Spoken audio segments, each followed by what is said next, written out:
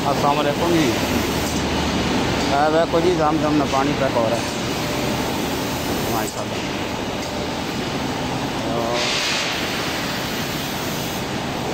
सारा जम पैक हो रहा है।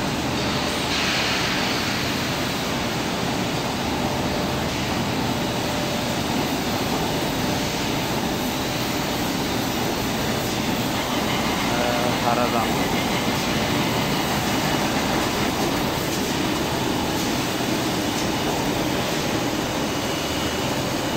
जम में पानी